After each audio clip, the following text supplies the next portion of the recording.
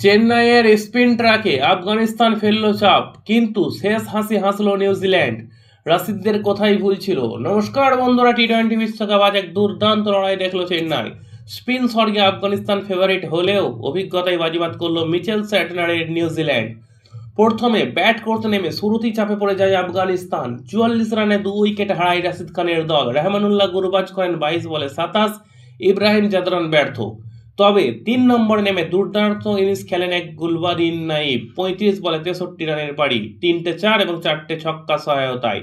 শেষ দিকে অটল, রাসলি, উমরজাই আর নবীর অবদানে 6 উইকেটে 182 রান তোলে আফগানরা। 183 রানের টার্গেট চেস করতে নেমে শুরুতেই ধাক্কা খায় নিউজিল্যান্ড। মাত্র 14 রানের মধ্যেই ফেরেন ফিন অ্যালেন এবং রাচিন রবীন্দ্র। মুজিবুর রহমান জোড়া আঘাতে ম্যাচ তখন আফগানিস্তানের দিকে। সেখান থেকেই ম্যাচ ঘুরিয়ে দেন টিম সাইফট এবং গ্যালেন ফিলিপস। সাইফটের ব্যাট থেকে আসে 42 বলে 65 রান, 7টি 4 এবং 3টি ছক্কার সহায়তায়। ফিলিপস করেন 25 বলে 42 রান। তৃতীয় উইকেটে 74 রানের যে একটা জুটি ভেঙে দেয় আফগানদের স্বপ্ন।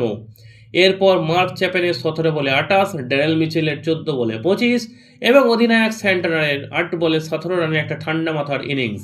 17 ওভার 5 বলের মাথায় 5 উইকেট হাতে রেখে নিউজিল্যান্ড নিজেদের জয় নিজেদের ঝুলিতে ভরে নেয়। চেন্নাইয়ের স্পিন ট্র্যাকে আফগান স্পিনাররা প্রত্যাশিত মতো প্রভাব ফেলতে পারেননি। রাশিদ খান দেন 36 রান। নবী ও মুজিব প্রচণ্ড চেষ্টা করলেও চাপ কিন্তু ধরে রাখতে পারেনি। অন্যদিকে নিউজিল্যান্ড দেখালো চাপের ম্যাচ কিভাবে জিততে হয়। চলুন আজকে আপনার মত জানান। আজকের ম্যাচের সেরা কে, সাইফট না ফিলিপস? কমেন্টে জানাতে ভুলবেন না কিন্তু। ভিডিও লাইকও করুন যদি ভিডিওটা ভালো লাগে। আর এই ধরনের ভিডিও পেতে অবশ্যই চ্যানেলটা সাবস্ক্রাইব করুন। ভালো থাকবেন, সুস্থ থাকুন।